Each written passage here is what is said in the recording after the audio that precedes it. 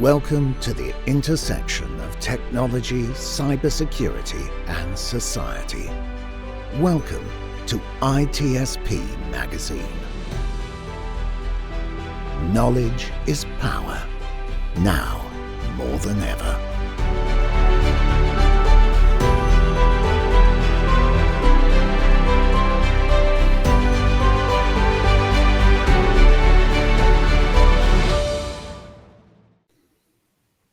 Marco. Sean.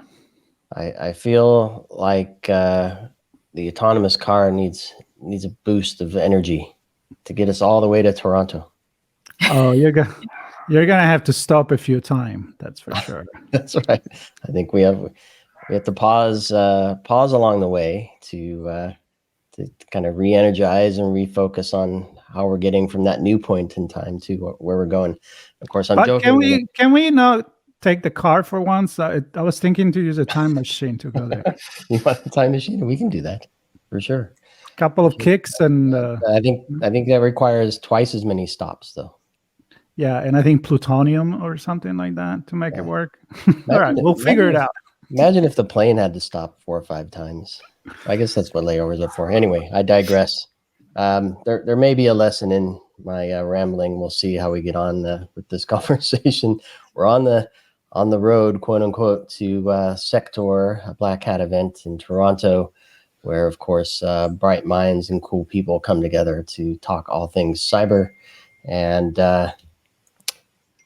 trying to figure out what's next. Not that we don't have enough on our plate already, but there's always the what's next. And Marco, we have Laura Payne on. She's a keynote for this year's event, and she has a bit of insight on what's next and what's up right now as well. So, Laura, it's great to have you on. Well, thanks, Sean, and thanks, Marco. And I don't know that I'm any more qualified than anybody else to peer into the crystal ball and see what's coming in the future, but it's my pleasure to have been invited to Keynote this year, and certainly a pleasure to meet and speak with both of you.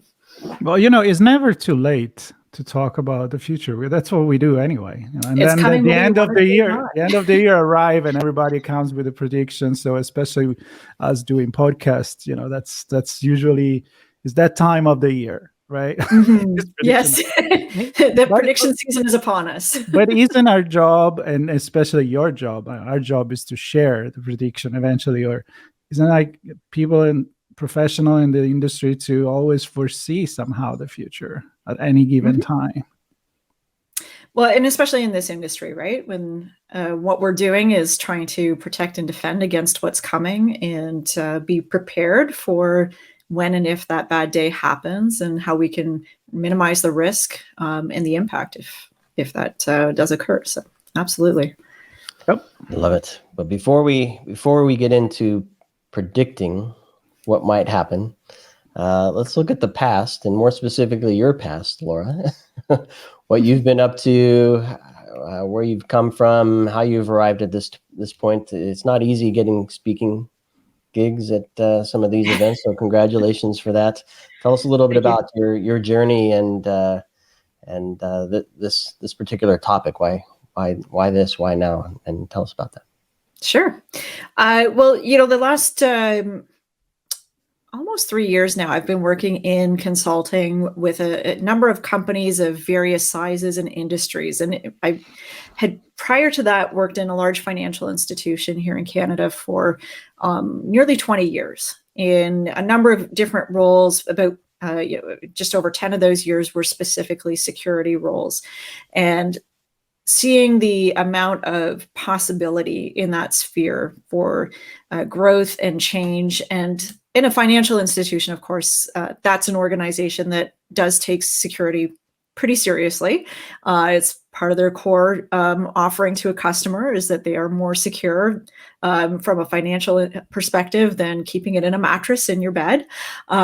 So really, that was a opportunity. I learned a lot about a lot of different areas, but branching out during the COVID years, and in particular working with organizations in the healthcare sphere, which saw a huge increase in opportunistic cyber attacks during that period, and specifically ransomware, because they knew that an industry under stress was a very profitable target unfortunately for our public infrastructure.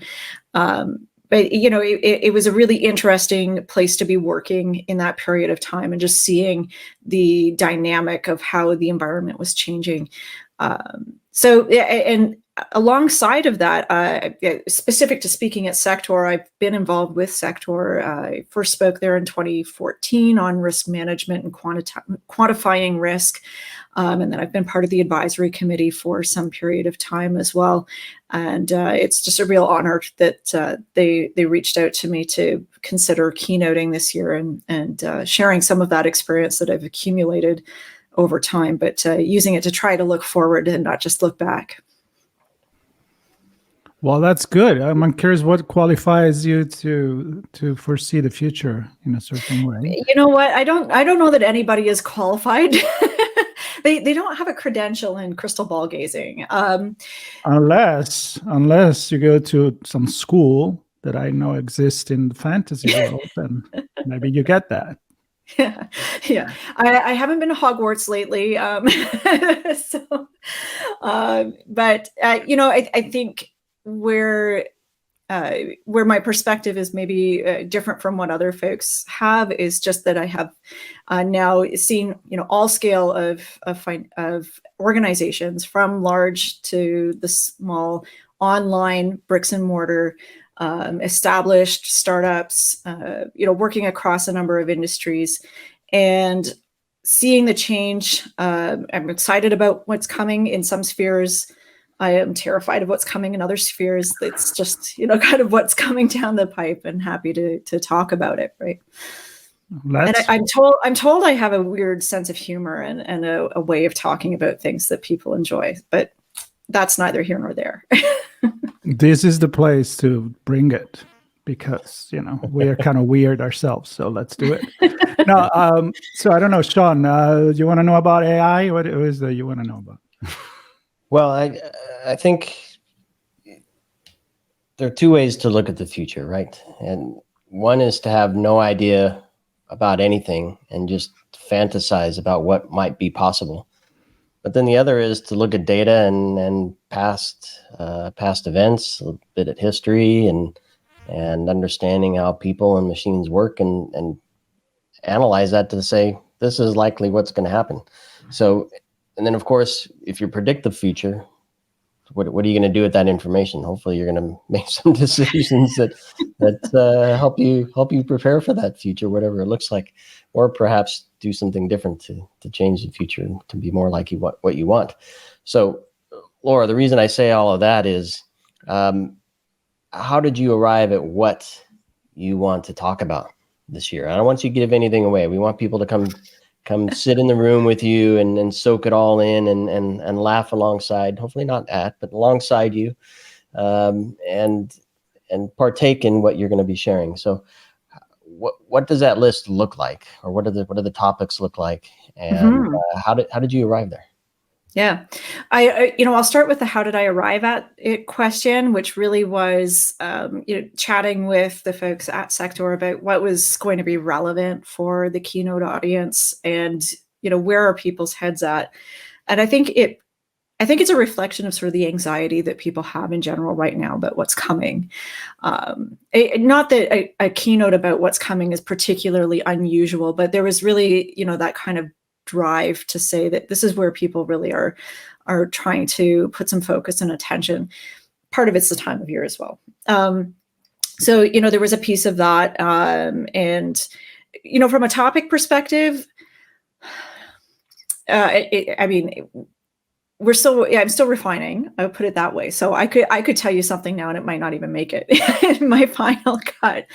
But I think if I was to summarize it, there are a lot of things that are old that are still, being talked about as if they're new, right? And everything related to artificial intelligence almost falls into this category of, folks are talking about how they're going to use AI for all of these, cool, different, amazing things, but most of them aren't actually that different. Some of them are really cool, But they're not things that are new that we've never tried doing before.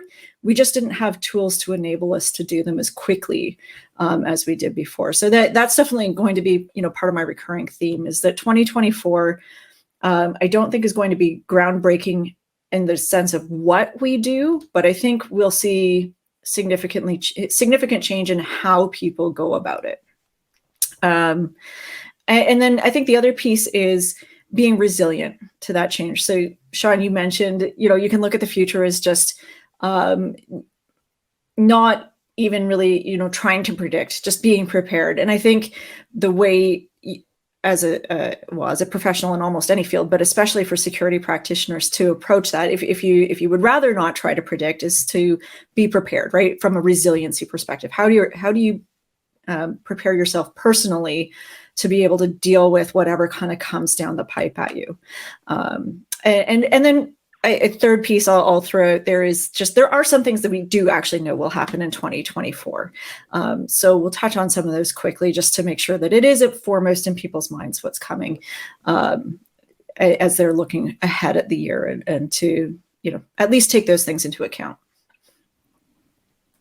Well, it makes me think a lot of philosophical approach to life and the way we run our business, and that they do apply obviously in a field where it's all about security and predicting what the enemy or the adversary may do. Mm-hmm. And maybe just by making this prediction, you change the future, because then the adversary may think like, oh, maybe they're prepared for this. Like, how do I throw them a curveball? Right? how do we throw? So I think the lesson, the lesson is always to be prepared for the unprepared, and you can make as many predictions as you want, and that's what it's all about, really. Having an overview of things, but of course, you're gonna have to spill some beans there. So again, without going into details, and even like risking that maybe that some of the things you're presenting now will not be presented. What's on your list, and then we'll see what makes it to. What's on my list? Well, I think one of the gimmies for 2024, and being north of the border, we get a bit more of a spectator seat to it, but the U.S. federal election, I think that's going to be a huge factor in what comes down into the cybersecurity domain in 2024. Everything from ramping up of foreign interference to leveraging and abusing the discussion and all of that to create opportunities for social engineering to happen, to, really just almost anything can kind of come up out of an event that is shaping up the way that is going to be. So it'll be really interesting to see some of the ripple effects that come out of that. But then, reflecting on the theme of, have we seen elections like this before? Well, 2020 was one of those years where we absolutely saw that sort of ramp up of, a very interesting election machine. Did it have the same kind of, flavors that are coming in 2024? Well, no, there weren't nearly as many cases before courts, and I'll kind of leave it at that. And I think that's a factor. Looking globally, so it's not just the U.S. that has an election. Ukraine and Russia both also have elections, and because of what's been happening in those spheres, they may be more interesting elections than usual. And we'll see what sort of foreign interference maybe tries to play there, right? We are used to talking about it as interference coming into the North American sphere, but is this going to be an opportunity where it's used vice versa? So when I'm on my show Redefining Cybersecurity, which will be published on that channel, of course. One of the things I like to look at is, and it's in your title, Chief Enablement Officer, right? It's yes. not just preparing for what's bad, but it's making sure what should happen happens, and in a safe and secure way. I don't know if you touch on anything that says, here's what we need to look at from a resiliency perspective. So not just the bad actors and the threats that are coming, and the events that might take place that put us back on our heel, but what are some of the things we see from a business perspective that say, we're moving, we are embracing AI, those have risk, we're moving to the edge. All the words, right? IoT, bio, you name it, right? Yeah. We want those to work properly. So designing and building those things from the start with security built in. Do you get into any of that kind of stuff? Yeah, absolutely. Yeah. And I think it's important too, as we look, ahead, and especially at the uncertainty that new technology brings. But again, this isn't the first time, we've bridged that. Let's look at, I'll use cloud as the example, and I use another generic term that means all the things to all the people. But when these data centers were first being presented as, just a virtual place to set up your infrastructure, and businesses were starting to look at that as, hey, is this going to be more cost effective? It's certainly, faster to spin up a server off of somebody else's infrastructure than it is for me to order something, get it racked, stacked, connected, hope it works, install a thing, all that stuff. So when we look at kind of what happened there, the immediate knee-jerk reaction for the vast majority of practitioners was, I don't know anything about this space. So how can I possibly believe it's secure? And we look forward now, and we're more than a decade into cloud adoption. And I'd say the majority of practitioners now at least have a passing understanding of it. They've come to realize that the organizations, that this is their bread and butter and what they do for a living, at least, the key ones that we think of, the Amazons and Microsofts and so on, that they understand the core underlying principles needed to secure it. And because the variety of what they're doing is more restricted, and they've made it clear where their boundaries are, that they're able to do a really solid job. And then on top of that, we've seen, the tooling come in place to support security in the part that's now the domain of the customer to protect. So you see that shift over time. I think AI is right at the beginning of that journey, right? Where we have a small number of players in the space. The companies are established and have a certain track record behind them of how they approach things, but there's still a lot of unknowns about it. And so the knee-jerk reaction right now is for large companies with an established, security need and footprint, and they've got enough challenges already dealing with what they already had, let alone bringing in a whole bunch of other new stuff.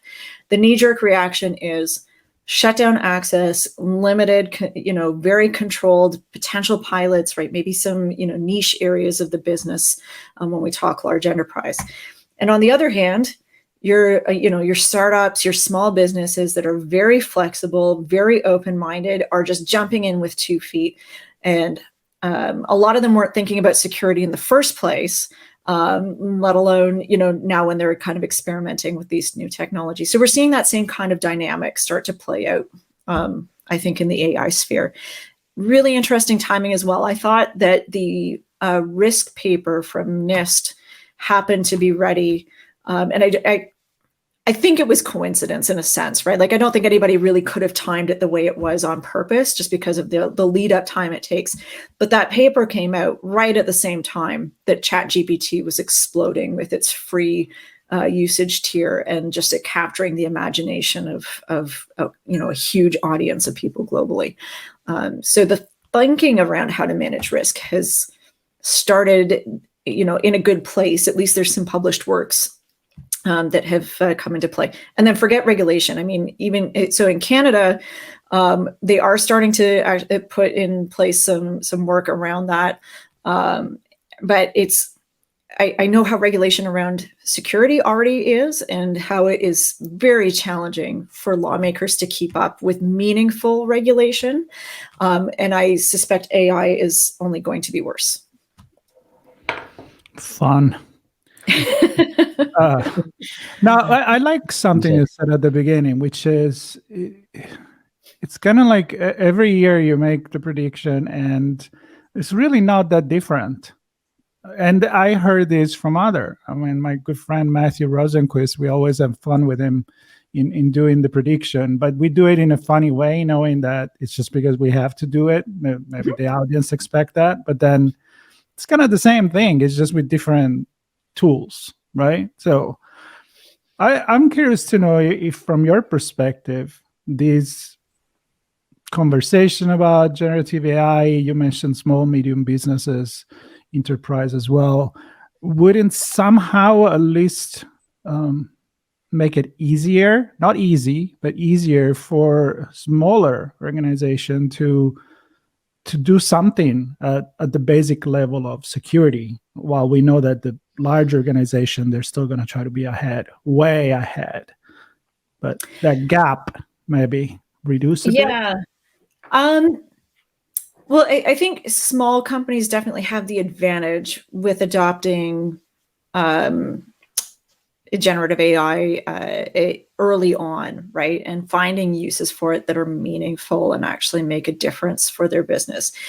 And the reason I say that, I mean, small business, if it's not directly contributing to the objective of the company and how it makes money, they don't have time to waste on it. Whereas large enterprise has a lot of opportunity to pick weird projects that don't make any sense and to use those as their pilots, right?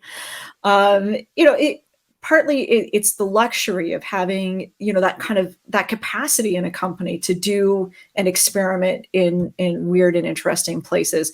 But also it's because the risk appetite is there only to do weird, kind of off the cuff side of the desk experiments with new technology, right? They don't really have an appetite to try to do something meaningful for core business with an untested technology or arena. So, I mean, that's my thought on it. So when you look at startups, I think there is a ton of opportunity there.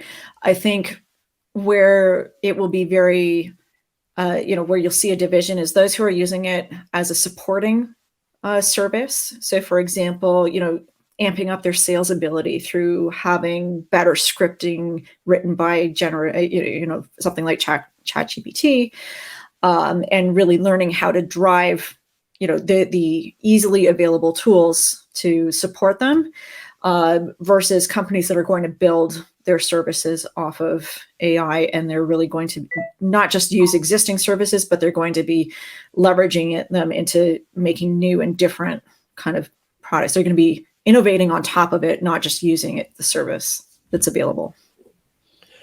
What about skills for practitioners? Because a lot of these tools, a lot of them, certainly IoT and OT, and when we start looking at critical infrastructure, a lot of it's hardware based, and they use a lot of different protocols to connect and communicate, and certainly with things like ChatGPT and everything becoming an app driven by APIs, there's the whole world of APIs. Are there things security practitioners need to prepare for in that sense? Not just these are the threats and this is how our program's impacted, but I now need to analyze code and APIs and different protocols and things like that. Any thoughts there? Yeah, well, I think it depends on the kind of practitioner you are. So I think a question where you're starting with that question is from the perspective maybe of a more general practitioner, right? Like they have a large scope of responsibility, but they may not have a ton of resources available to them. And I think in that space, it's critical to keep yourself brushed up on the basics, because the basics haven't changed of what needs to be done to secure things, right? Knowing all the things you have, understanding, you don't have to know in detail how they work, but basics of how do they communicate, right? So, what's normal for this device, and then, wrapping protections around them from that perspective. So, when you're trying to protect a new area, you can't do everything, right? So you got to get back to the basics. That's always where I would start with something like that. For practitioners in more deep dive areas, right? So if we talk about our pen testers, right, we definitely see, and I think another trend for 2024 that's continuing from previous years is that more businesses are putting some focus and attention on security. So the ones who already were are continuing that journey, and the ones who weren't are starting to think about it. And part of that is just being driven by more and more business to business demand for knowing that their suppliers are secure.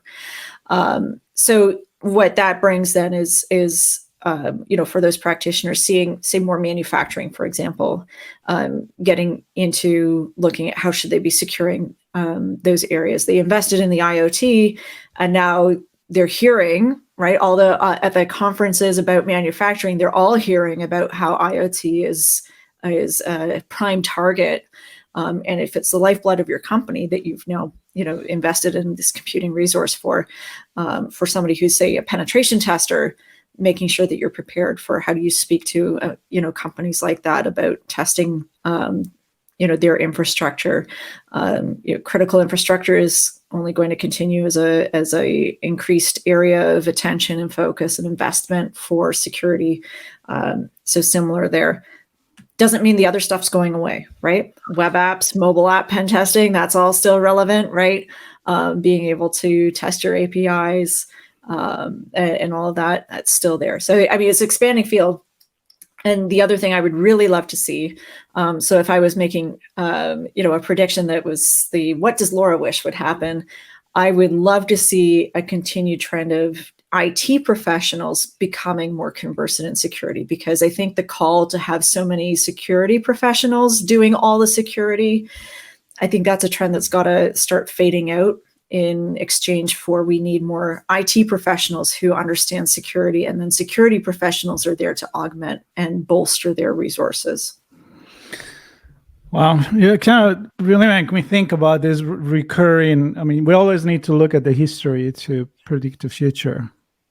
In every, even the election, for example, I don't want to go into all the social engineering there, and even creating fake news is not just something that happened outside of the country; it comes in within the country. I mean, it's been used already for much more propaganda.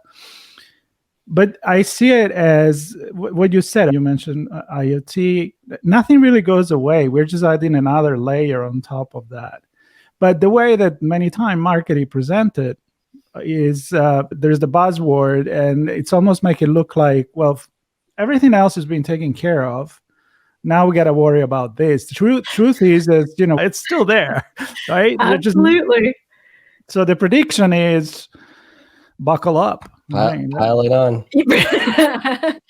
Yeah, there's just more being added to the plate. You're absolutely right. And, it's funny talking to startups, and they say, "Oh, we're too small to do security." Nobody's too small to do security. Why wouldn't you do it when you're small and you can actually wrap your hands around all the things you have, and start to establish processes and just, make it your routine, so that you don't have to think about, you don't want to get to a 50-person company and then try to figure out how you're going to make sure everybody knows what they're doing, right? Mm-hmm. Let's start right from day one that way. Wow. So and we're starting to see more of that, but it's, there's still a long ways to go on that awareness for those organizations. Other interesting changes, like in 2023, we saw the SEC get more involved in pushing for cybersecurity requirements for venture capital organizations, and having some rules around what some of the funds have to have in place from a security perspective. So you're seeing more of a push also from that angle too, that more industries are being pushed to do at least the bare minimum, though there might be an argument about where the bare minimum is. Exactly. And forced to notify as well.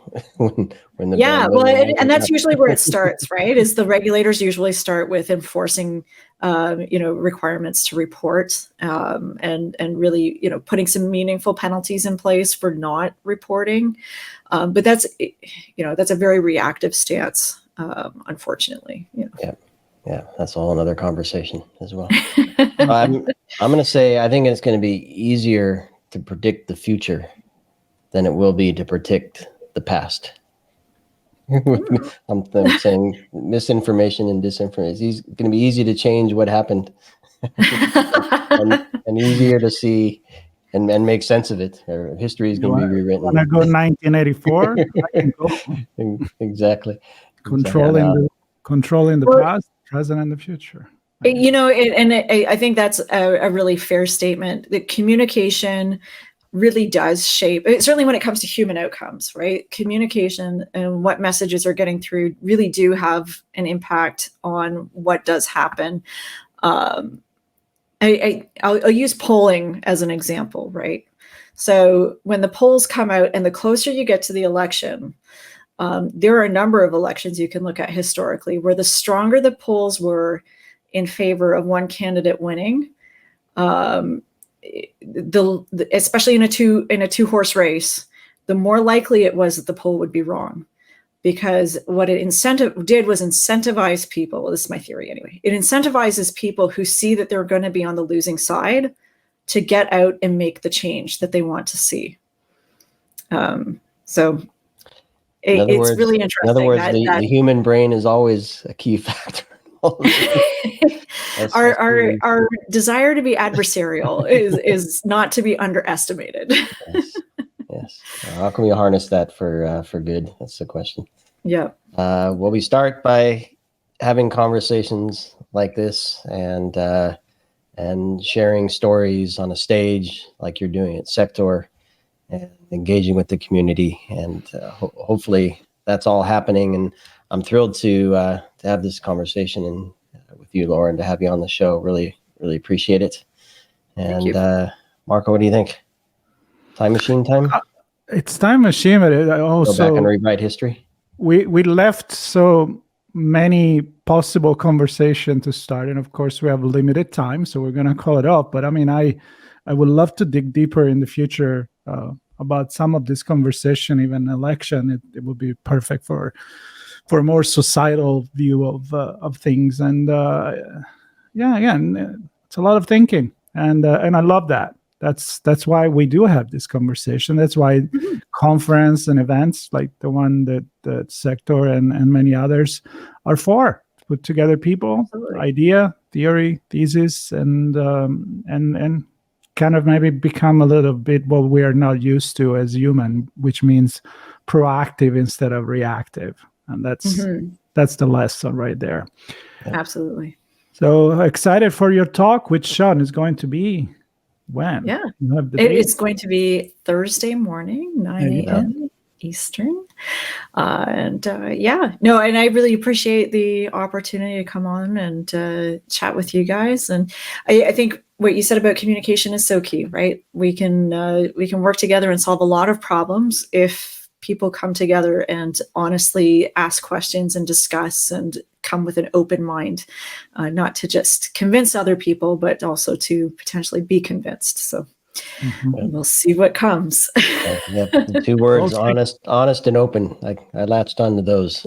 Don't be afraid to share an honest opinion, but be open to feedback. That's right. As well. Yes, absolutely. All right. Well, Laura, thanks again so much. And thanks everybody for listening or watching to this episode, October 23rd to the 26th at SecTor. We have a few conversations from the event that we're sharing, some really cool stuff from others just like Laura. And all to get you to think. So stay tuned to our On Location page. Listen, share, subscribe, all that fun stuff.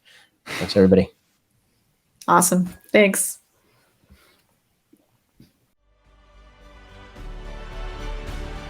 We hope you enjoyed this conversation. If you learned something new and this story made you think, then share ITSP Magazine with your friends, family, and colleagues. If you represent a company and wish to associate your brand with our conversations, sponsor one or more of our columns. We hope you will come back for more stories and follow us on our journey.